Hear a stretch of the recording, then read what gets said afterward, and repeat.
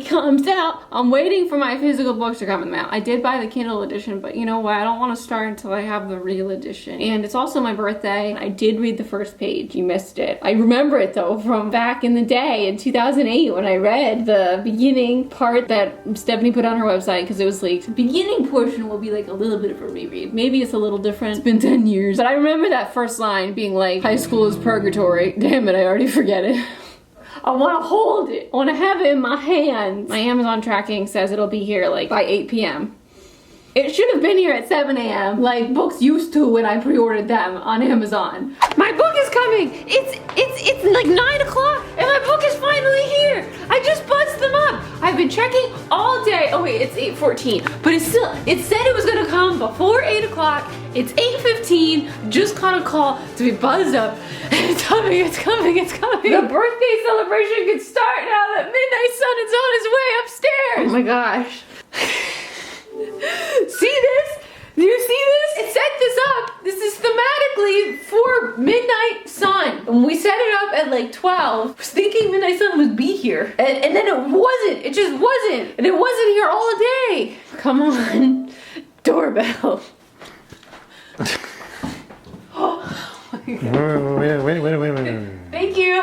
Dun, dun, dun, dun, dun, dun, dun. Sounds like Santa's here. It is like Santa's here. Edward Cullen Santa.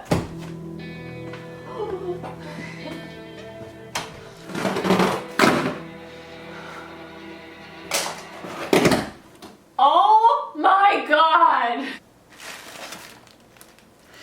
It looks like Breaking Dawn. This feels like Breaking Dawn. You remember the feeling of Breaking Dawn? Absolutely. It was like the best feeling.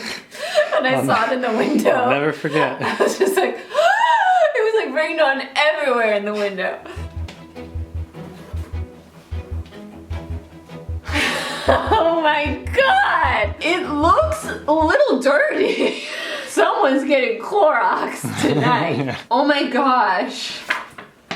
Oh my gosh, it looks just like Twilight naked and like all the other Stephanie Meyer books. I can read this in the shower now and nothing's gonna stop me. So we're gonna watch 13 going on 30 and then I'm gonna be Midnight Sun. What time is it? It's Midnight Sun time. It's time for a shower. Shower read. Midnight Sun. It's time to read now. After this was announced and didn't come out, so many other books cropped up with like, oh, let's do the guy's point of view. And you know what? All those books I didn't care about. Like I tried to read them and I was like, I'm bored. This is the same book. But Midnight Sun was different because you're not just reading Edward's perspective. You're literally reading everyone else's perspective other than Bella because Edward can read minds. What else could you want from a book? Am I right? I'm on page like 32. So far, Edward has just been obsessed with eating Bella. And I remember this part from when I read it before. He was talking to Tanya. She was like, I thought you liked me when you came back here, but really you're just here because you wanted to eat a human. The first night, I just read like 10 solid pages of Edward being like, I can kill her like this, and then like this, and like this, and then like this. So I shouldn't kill her, but if I was gonna kill her,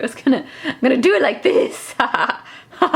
I do like how the inside cover is red. I still can't believe Midnight Sun is on my bookshelf over there. Like, what do you mean? The more I look at those pomegranates from far away, the more it looks like an organ that they just sliced open. I'm starting to have the feels. And we're just getting weirdly obsessed with Bella, and I'm so excited to read more. Edward's like listening through everyone's minds about Bella. I just love how in their first scene in bio, whenever she notices something, he's like, wow.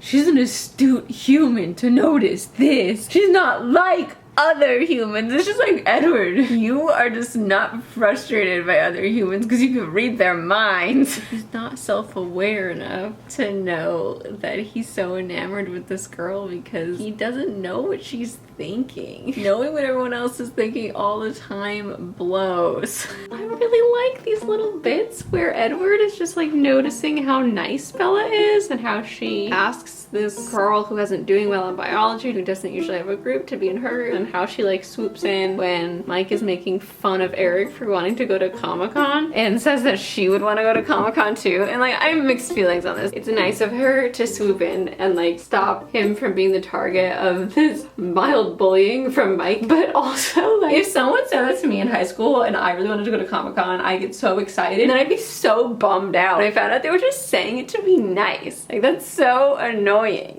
I love the fact that at heart, Edward is just a really old 17-year-old. It's kind of like the Sirius Black ordeal where his emotional growth is stunted because he's in Azkaban from like the point he graduates high school basically until adulthood when he's released 12 years later. And it's the same sort of thing with Edward. Like, he's been stuck in this 17-year-old mindset this entire time. That's why he's like so paranoid and like so obsessed with like, does she like me? I don't know if she's like me. Is she afraid of me? She's not afraid of me. I don't know. What is it? Is she like me? I don't know. Would she go to the dance with me? If I asked her, would she? He's like, everything stays the same. My likes, my dislikes, my moods. Your angst, his angst is still so present. So when everyone's like, he's such an old man, this is disgusting, dating a 17-year-old, like, no, Bella's an old soul. Don't you know? Haven't you read Twilight? But also, Edward's a young soul because he was frozen at 17 years old. I love this sentence. So he just realized he's like in love with her. He's gonna be in love with her forever. I gazed at her unconscious face, feeling that love for her settle in every portion of my stone body. She slept more peacefully now, a slight smile on her lips. I began to plot. Yes, plot. For all I knew, right at this very moment, she could have wandered into the path of another death sentence. What would it be this time? A meteorite smashing through her roof and crushing her in her bed? Now that it occurred to me, the idea of a meteorite and all its possible allies was hard to dismiss. What if something happened to her in the night? What if I went to school tomorrow and her seat was empty? That risk was unacceptable. The only way I could be positive she was safe was if there was someone in place to catch the meteorite before it could touch her. And who better to be there to catch it but Edward? I think a lot of people didn't understand back in the teen days why we all loved Edward so much. He's a little creepy, he's a monster. Yes, he's very problematic with all his vampire, old-fashioned ways. But the thing I think that really enraptured all of us youths is the fact that like Edward pays so much attention to her. And we all still feel like mirror balls all the time, but I think that mirror ball feeling is heightened to an exponential degree the younger that we are. I feel like I was putting on such a show to try to get crushes attention when I was younger, like when I was in elementary school and like middle school and even like high school. It felt like you were trying so much harder. And I know we all try hard now too, but like just so much harder. It's just like heightened degree. Bella doesn't have to be a mirror ball around Edward at all, okay? Edward is trying so hard. He's focusing all his attention on her all the time. And that's something that you desperately feel you're lacking from anyone you're chasing after when you're younger. Like you just feel like no one ever pays attention to anything you do, no matter how hard you try. And here's this girl that's just like you, Bella. She's just a normal girl. And Edward, this like really attractive, seemingly kind person. You know, I know he wants to kill her, but like we don't know that. The human side of him is kind. He means well. He has issues. He's always listening. He wants to learn about her. And he shows it by like being so there and always paying attention. That's something that a lot of people are starved of. It's those love kernels. Like they don't have to beg for love kernels. He's like, here, I love you. And she's like, what? I met you yesterday, but oh my god, no one's ever like cared this much. So when you've never had that, you don't know that there could be a negative side to that too. You know, like the overbearing side effect of not having to be a mirror ball, like all eyes on you, all eyes on me, the illusion. Sorry, I just got on the Taylor Swift spiral. Hello! It would appear that I last opened Midnight's on August 13th. Got a puppy now. He just dropped Bella off after their night together in Port Angeles where he stalked her there and he saved her and then they had mushroom ravioli. She said he was a vampire and he's like, oh my god, I love her so much as he drops her off after their first date. Carlisle and Edward, I said his name right. I'm slowly, my pronunciation of Carlisle, like I'm correcting it in my brain when I see his name. Like I say Carsley and then like Carlisle. And then last night I found myself in my head reading it as Carlisle, so I was like, shit. I'm evolving. It's happening. It took 12 years, but it's happening. Yeah, so Carlisle took care of the serial rapist person who was going for Bella, and that was on the news the next morning, but of course Bella didn't notice it at all. And now they're driving to school together. It's that like golden chapter where he's like, haven't you heard? I'm breaking all the rules now. So I stopped at a place where I had to talk to you. Edward just can't comprehend. Like, how could Bella think that she likes me more than I like her? How? I'm obviously in love with her. How could she not tell that I'm obsessed with everything she does and says? But she couldn't honestly believe that her human feelings, the fruition of 17 short mortal years, could be stronger than this demolition ball of emotion that has wrecked me after a century of emptiness. And how can you not just imagine Bella in white underwear running into Edward with a wrecking ball? You know, who knew that song could be applicable to so many different fictional relationships? Now that I use that song and I get a better, like, I think about it all the time when I'm reading. Like, oh my god, Wrecking Ball would apply so well here. Like, Wrecking Ball just applies to every love story. Jessica is like super mean through Edward's eyes, and I think I always thought she was like this way. You know, it's the typical like high school. She'll probably grow past this and realize she was being very high school insecure. But like through Edward's eyes, she sounds terrible. We haven't heard from Lauren at all. Lauren was mean outwardly toward Bella in Twilight, was she not? Am I just forgetting about Lauren? No, Lauren existed. I remember talking about her in Life or Death. Like, where is Lauren? I think we mentioned her once, like she was in volleyball or something. Another thing I noticed, Edward uses the word harebrained, right? Who uses the word harebrained? Bella does in Twilight. She's like, my harebrained mother. I've never heard anyone use that word aloud. I don't even think I've seen that word before Twilight. And then Edward has the nerve to think the word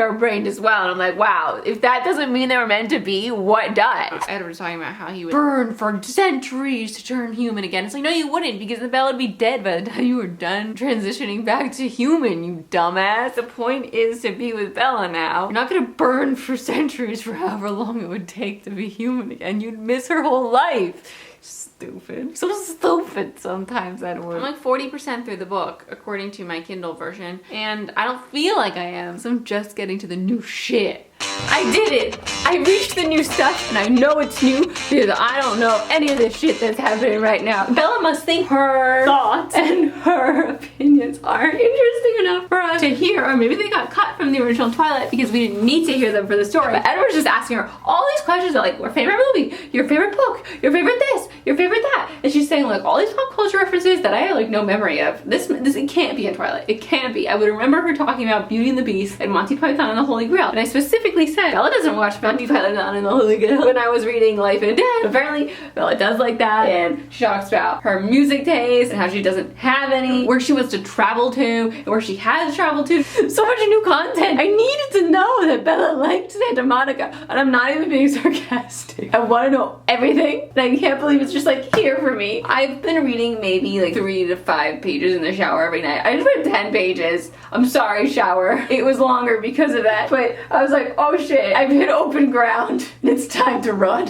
It's time to run. Stuff's gonna happen that Bella didn't think was important enough to share with us, but because it's Edward's perspective, Edward thinks everything about Bella is important. So we're about to learn more about Bella. Bella like told a joke about singing to Phantom to the opera in the car with her mom, and I was like, whoa! This is the part of the relationship that makes you feel like they're getting to know each other. And that's what's kind of missing on Bella's end in Twilight. Like, Bella loves him and he just loves her, but now we're like learning he did get to know her in the way that you usually get to know people, not just in this creepy stalker way. And Edward's just talking about like all these little pieces he could see inside her of the content that she's grown up watching and reading, and how there's like a million little pieces that make up her personality, and like little does he realize that like every single human is like that. He's just kind of numb to everyone because of his gift. It just makes him numb to humanity, and Bella is just like this mystery, and he's getting to know her like a regular person.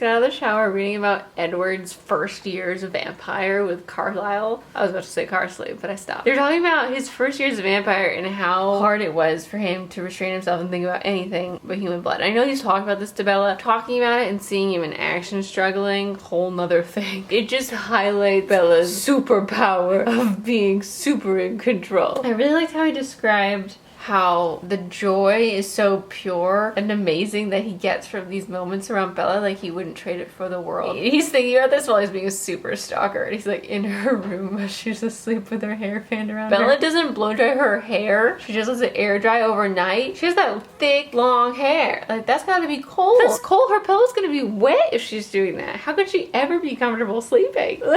I'm in the meadow scene, and I've hit a point that I had to stop and talk about because I remember reading this for the first time and being like, that's weird. And it's when Bella and Edward are like 12 feet apart from each other and they're just sitting because Edward needs time to calm the down and not want to eat her. While he's sitting there, he's like counting how many insects there are and how many blades of grass and approximately how many butterflies. He's like, I'm also going through every song I've ever heard and mumbling verses to myself. And Bella is like, did you say something from across the valley? And he's like, just singing to myself. I remember thinking, first time I read this, like, it was so weird. I was like, what a weird thing for this hot boy to be doing. And Bella's just like, cool, you know, just kind of like, oh, okay. I can't help but picture Edward lying in the grass being like, like Winnie the Pooh wandering down the street for a jar of honey. This is such a funny mental image that I can't meld with Robert Pattinson's Edward. Did you say something? No, just singing. Sorry. I just read the bit where Bella leans in and he like freaks out and jumps away across the meadow. Little did we know that he was like about to kill her. His feet still were working the way he wanted them to work and propelled him across the meadow, and he like looks down to make sure that he didn't bring her hands because she was holding his hand, and he's afraid for a second that he took her hands off her arms, then he'd look up and see like her bloody stump of arms where he had yanked off her hands. And for a second, I thought that that was happening because the way he was describing it was confusing. I was like, wait a minute, did he just rip off her hands? Did we miss this in Twilight? Did she black out? He rushed her back to Carsley. He sewed her back on and brought her back to the meadow. I was like, nothing ever happened, Bella. We're fine. Everything's fine. What are these marks on my wrist? Nothing. Those are bracelets. I made them for you. Happy early birthday. Yeah, I highlighted that little singing bit. What a classic. Just singing to myself. I'm Edward Cullen. I sing to myself in the grass. So I've just hit and so the lion fell in love with the lamb. At this point, Edward's getting on my nerves because he just never stops talking about random shit. And he goes on and on and on and on and on and on and on and on. And I'm like, can you just shut up and just keep moving? I have things to do, people to see, and I've read this book a million times already. Shut up about how you want to kill Bella. We get it. Bella gets it. We get it. The grass gets it. The bugs get it. Everyone gets it. Thank God Bella can't hear your thoughts. Or she just like fall asleep. Thank God Bella can't hear your thoughts or she wouldn't want to be around you. Oh yeah, and he's like, it's time to do what I know I need to do. Get it over with. And he like smells her for 10 minutes. I remember thinking this was pretty weird the first time I read it too. I was like, he's just put his head in her neck. He's smelling hot. And Bella's like, oh my God, yes. Yes, I think she says like, this is enough. I like the concept of the knot. You know, it's really interesting hearing more about Alice's process and how she sees the future and how there's so many different ways this could go. It's this big knot. I'd be starving by now. They got here at the beginning of the day and Bella hasn't eaten anything.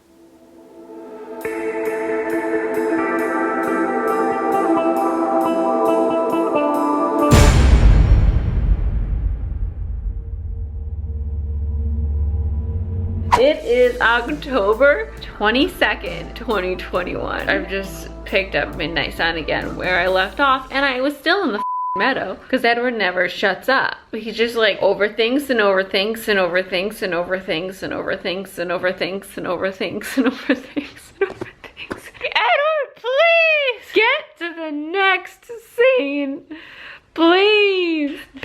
doesn't give a shit about any of your shit. She's head over heels. You're not paying enough attention. If you think she's still afraid, next. I thought the part where they run together was coming, but like, it's not here yet. We're still in the meadow. They're holding hands. He's like, oh my God, the warmth is, you don't know how great that feels. She's like, I'm an idiot. You know how I feel about you. Roughly translated, I'd rather die than stay away from you. He was like, you are an idiot. I would never stop being grateful for it.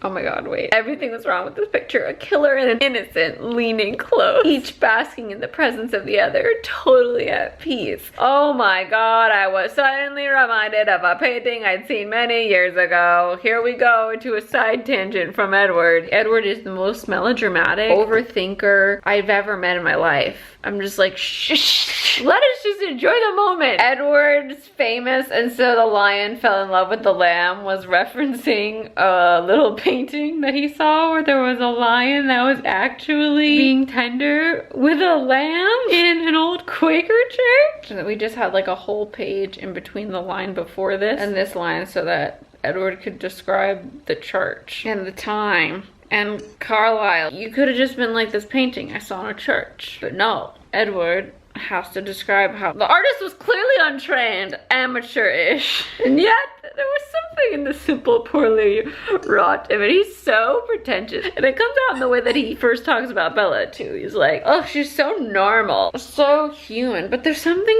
about her. I don't know, I can't put my finger on it. You can't read her thoughts. I made the mistake of lying down while I was reading and fell asleep for 15 minutes. I want Edward to be in a place where he can listen to people's thoughts. So I don't have to listen to his stupid thoughts about nothing. What is he thinking about now? Bella, Bella, Bella, Bella, Bella, Bella. I'm at the part where he's like, oh, I'm jealous of Mike Newton. He's such a stupid, insignificant, human, irrelevant. Yo, listen up. Here's the story about a not little girl who's still reading Midnight Sun, and all day and all night I try to read it and I fall asleep on the couch because Edward is annoying in his house and in Bella's house too, and in the meadow and everywhere he goes, because him and himself and everybody around just keeps talking about the same shit, the same shit, the same shit. Edward Cullen, double D, double die, Edward Cullen. So I'm still reading Midnight Sun, even though I was like, I'm gonna finish this weekend. Edward makes every scene 100 years long. Edward's talking to Rose and is like, you have to be nice to Bella, okay? I know it's gonna be really hard for you, but just try, okay? It's like, seriously, it's that hard for her to fucking pretend to be nice to Bella? Rose was just like, she's just throwing everything away. She has no idea. She's just throwing everything away. She's such a waste of a person. Like, she's that jealous that Bella is a human being that she's a waste of a person just for coming over for dinner. Rosalie's one of those characters that, like, I try really hard to come around to her and like her. Yes, her story about murdering all the people that murdered her is really fun, but like, as a person, I can't remember any redeeming moments except for when she was really funny with Jacob. But really that was because Jacob was funny. But she's just like mean. I can see why Stephanie Meyer took so long to write this, because there are so many points where she must have been like, oh, Edward, I can't with you. Just writing down his thoughts and being like, he's so exhausting. This is exhausting, Edward. Like, we are never getting back together. Except we never were together. So, like, if you want to hit me up and talk, not eat nothing with food. If you want to chat, I'm here. What do you think of Edward Cullen? Do you think you'd like him? He might be dangerous for you because, like, he doesn't eat people, but he does eat animals. Oh my God. Why do they never talk about this? I hope they never eat people's pets. Jasper has definitely eaten a pet. How insane is it that they have been on, I guess you can call this a second date, the meadow, right? And he sleeps over, and the next morning he's like, are you gonna tell Charlie I'm your boyfriend or not? And she's like, is that what you are? And Edward's like, oh, I don't, what does she want? What is she saying? And she says, I was under the impression that you were something more, actually. It's kind of like the classic, what else is there? Do you think we're like husband and wife after this? I know he already did say, "You are my life now," when she said, "I love you." She said, "I love you" in her sleep, and he told her that, and she said, "You knew that already." 0 to 550 in 2 seconds because they are so obsessed with each other. How does he respond to this? I was under the impression that you were something more, actually. More than a boyfriend. You are my forever husband. Could you imagine if someone like you were dating for like, let's say a month, right? And if they were like, I was under the impression that we were something more. It's like, what are we? Fish? Like, are you referring to the fact that we both live in the same city? Are we like cars? What more? People who both like movies? What if like she was like, I thought we were soulmates? That's something that I would do to with someone. Be like, I thought we were more than that. Like, oh, what did you think? I don't even know if I'd have the courage to with someone in that way. Like, I thought we were ethereal soulmates destined to be together for the rest of time. So Edward is like, Charlie's gonna need some explanation for why I'm around here so much. And she's like, will you be? Will you really be here? As long as you want me. Until she asked me to leave, I was hers. Lies! She almost glared at me. So intense was her gaze. I'll always want you. Forever. It's so funny that he's like, how could anyone who had only lived 17 years comprehend what 50 years meant, let alone eternity? She was human, not a frozen immortal. Within just a few years, she would reinvent herself many times over. Her priorities would shift and her world grew wider. The things she wanted now wouldn't be the things she wanted then. Yet, you know who's the one who changes their mind and reinvents themselves in less than a year? Edward. Edward just said that he will always be here as long as she wants him. And then not a couple months later, he's like, I gotta go with my family. This ain't right. I can't do this anymore. Can't do what? This. Leaves Bella in forest crying on ground. For months. For months, Edward. You are the teenager. You are the human in this situation. From Edward's point of view, Bella kind of reads like an insane person. Everything she says is like very aggressively obsessive and accepting of all the crazy shit Edward does. She constantly does just put herself in danger for this guy that she doesn't really know. Like, Edward knows her because he's been stalking her, but she's like been stalking from afar and like through hearing from people, and I don't know, she just like trusts her gut on him. But anyone else would be like, this chick has some issues. He has a point. Bella. Guys, I just realized that the Cullens were practicing social distancing before any of us even knew about the term social distancing. Like, they social distanced from Bella so that they didn't accidentally attack her and spread their vampirism. Jasper practiced extreme social distance. And he stood very far away whenever Bella was in the same room. Except for that one time when he attacked her in New Moon, but like, that's irrelevant right now. We're reading Twilight. Was part of Stephanie's goal in writing Midnight Sun to demystify Edward for us. Because we see him through Bella's eyes, and through Bella's eyes he's perfection, but Bella doesn't have to read his mind, and now we do. And we can see that he's not good at telling stories. And that's an important quality in a partner if you don't want to be sitting at the table listening to the same story for 40 minutes straight. So the last time I was reading Midnight Sun was the allergist's office. And I had to stop reading because I didn't have my camera, and I had to say something about Edward referring to Jacob as the child. The child knows nothing. Be careful. As he drives Bella home from her visit with his family, Jacob and his dad are over waiting for Charlie to warn him about Edward. And Edward is like, the child doesn't know anything. He like immediately becomes very aggressively cold. Chill, you're in a car with Bella, okay? You're being completely embarrassing. like you're only embarrassing yourself. Like, referring to him as the child in front of Bella is absolutely bonkers. Bella is not even 18 yet. Jacob is 16. She's 1 year older. You're dating the child. Okay, if you want to go there, you gotta admit that you're dating the child. If you don't want to admit that you're dating the child because like you're arrested development at 17, you're also a child, then you can't call him a child. Pick a side, Edward. You can't straddle both. It's creepy. You made it creepy. She's like,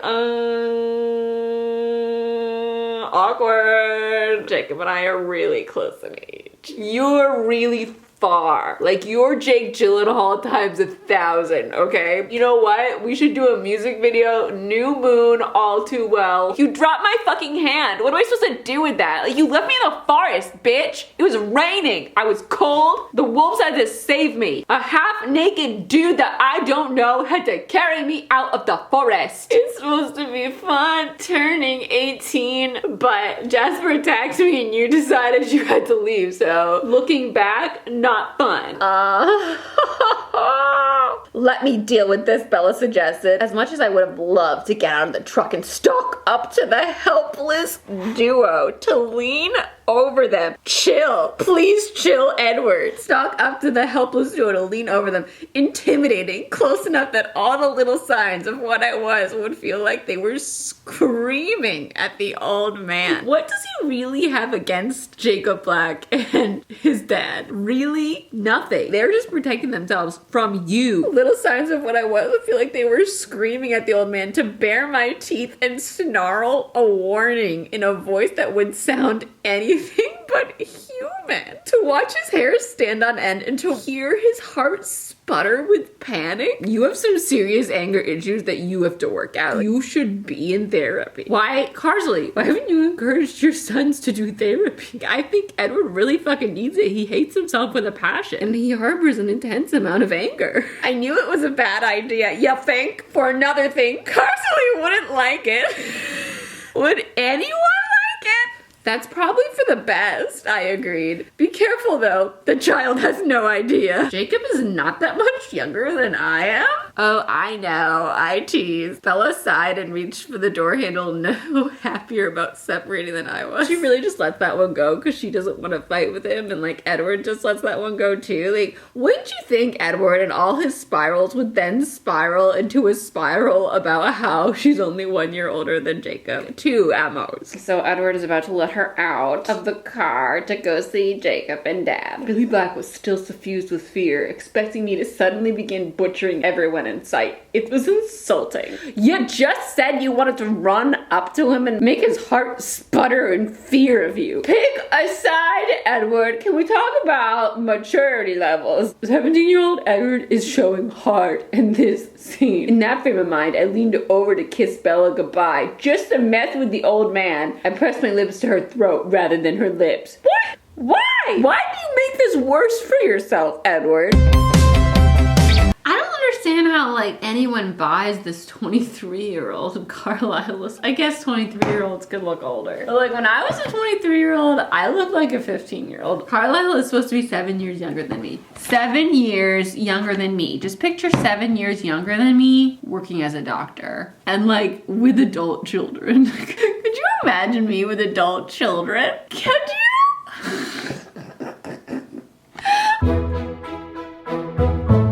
The baseball game scene, and predictably Edward is giving me a detailed play-by-play of the entire literal game, and I am falling asleep.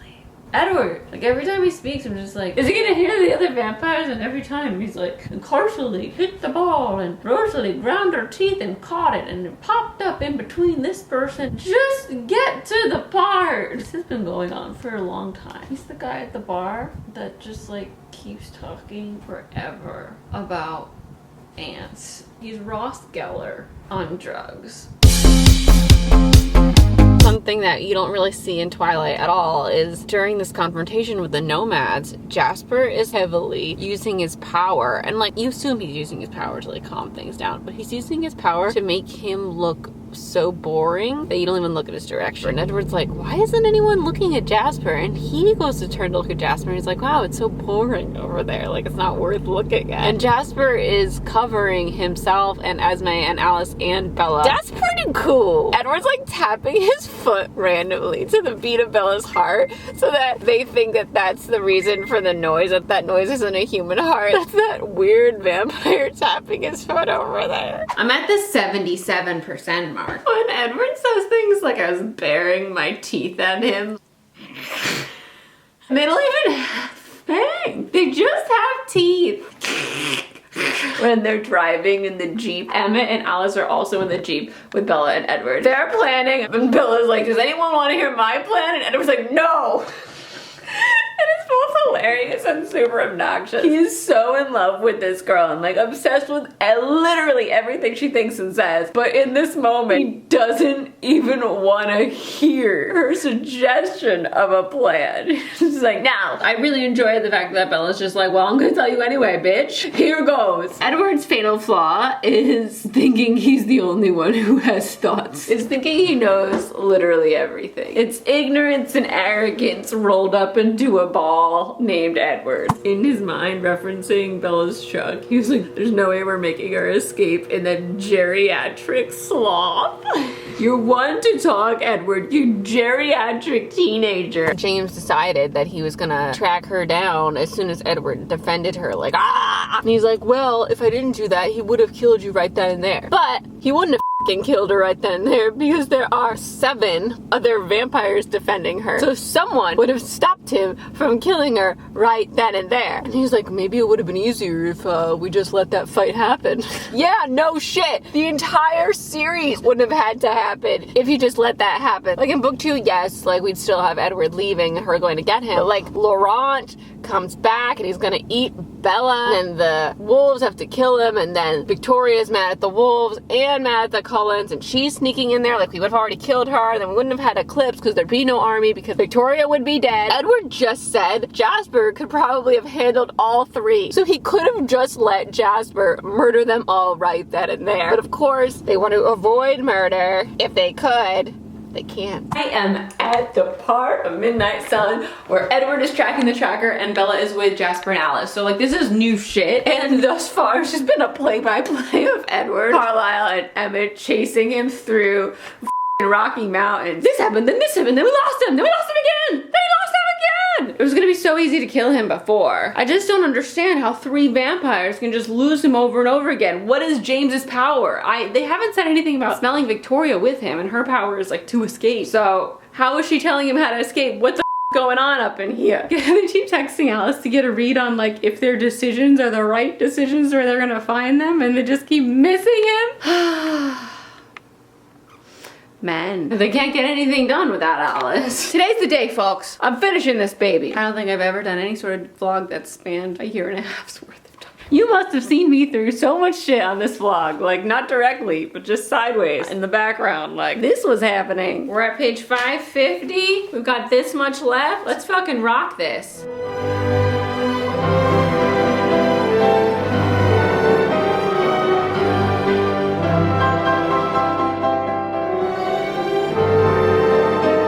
Y'all, I'm in the home stretch. There was a car chase to the ballet studio. Edward stole this like really flashy orange bubbly car that had like nitrogen gas or something. They were going like 160 on the Phoenix freeway, and they had to switch cars when they went under an underpass because police were after them. Some crazy shit. I read the most that I've read so far at one sitting without getting tired because that was new shit.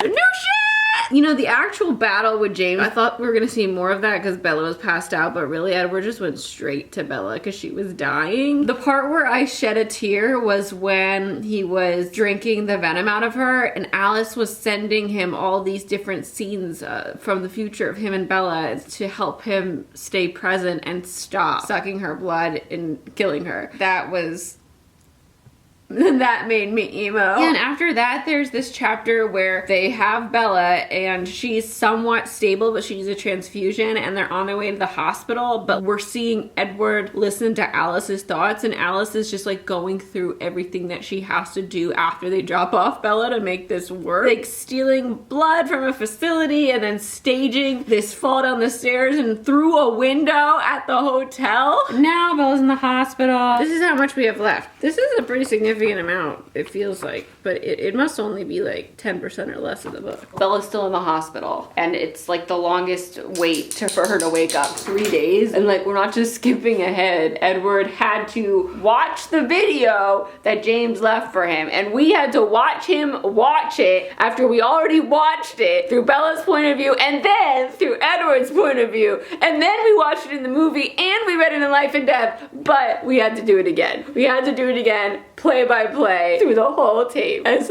Edward watched it and wanted to smash the camcorder as he went. Edward, we know what happened. We were fucking there. Renee comes into the hospital and her thoughts are so loud and so piercing. Edward hears her like she's talking in the room. He's like, wow, she'd probably be a really unpopular and loud vampire. And of course, after Edward watches the video, we get the start of him being like, oh, I have to find the strength to leave Bella, to leave her for her own good. Shut up, please. We all know that you feel this way. Just drop it. We've heard. Your bad news bears for Bella. We get it. Get over it. You're gonna cave and come back anyway. Yo, I'm on the last chapter, the epilogue. On page 647. There's no way I'm going another day without finishing this. Never has a last chapter gone so slowly, Edward. I'm convinced Stephanie wrote this thinking, watch me make you fall out of love with Edward. Oh my god, I have 12 pages left. 12 pages!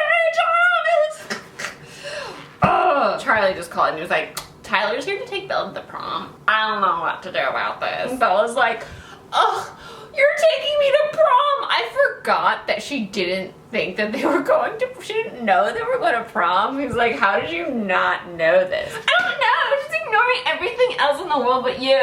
There's so few people in this town. Everyone's excited about prom, and somehow Bella managed to forget that it was happening, or just like convince herself that Edward wasn't taking her to prom. He's like taking her to a special place to turn her into a vampire. That's what she thought, right? I feel like that's what she was thinking. Bella made a Superman reference while she was in the hospital. She was like, I don't always want to be Lois Lane. I want to be Superman sometimes too. If we're a couple, we have to be equals. She's right, and I'm really glad that she does get to be Superman. Like, you didn't see it because it was mental. It was a mental Supermaning, but like, it happened. She's Bella, mental Superman protector block from vampire powers.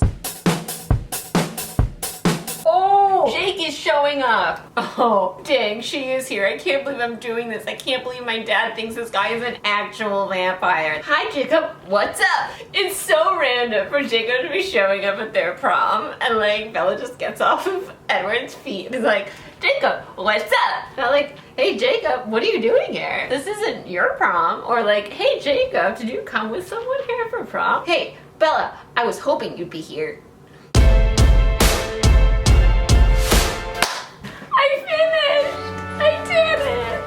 To the end. And I love Stephanie, and I love these acknowledgments, and I love the last thing it says is, and finally the readers who were so patiently eager for this book, I never would have finished without your support. You belong on this page. Please write your name on the line below and give yourself a high five. Oh my god, I just spelled my name wrong. Wait, no, I can fix it. I can fix it. I wrote an M instead of an N at the end of my name, but I turned the last thing into an E, so it's fine. I'm in the book now. Oh my god, you guys, I finished Midnight Sun, aka an ode to Edward's angst. The last few pages were just like the first couple chapters where Edward was like, I'll never turn her into a vampire, never, never, never, never, I won't take that from her. La la la la la la la la la, I'm going to leave her, la la la la la la la la, when the time is right, la la la la la la la la la la. So when I lied to her now, I'm not lying, I'm just not looking ahead to the future, I'm just being in the present. I'll stay with you. Not forever though. Just until you're whole again. I'll know when the time is right. The time is right when Jasper attacks you because of a paper cut in the beginning of the moon. Life or Death was definitely more fun than Midnight Sun because I knew exactly what was gonna happen in Midnight Sun. Stephanie opens this with like, this book has been my nemesis for so many years and I know why. Not only is she rereading a story that she's written multiple times so it's not as exciting, but also like Edward is a pain in the ass. That is the biggest conclusion that I've reached from reading this book. Shut up, Edward. Shut up. Edward Cullen was my first love. If I had read this when I was 18, 19, 20, I don't think I would have been as annoyed by him. The love bubble was strong. I would have just been like, Edward, you're so silly. Part of me is like, it's really fun that I read it now with the perspective of like 10 more years of life. Oh my god, it's been more than 10 years.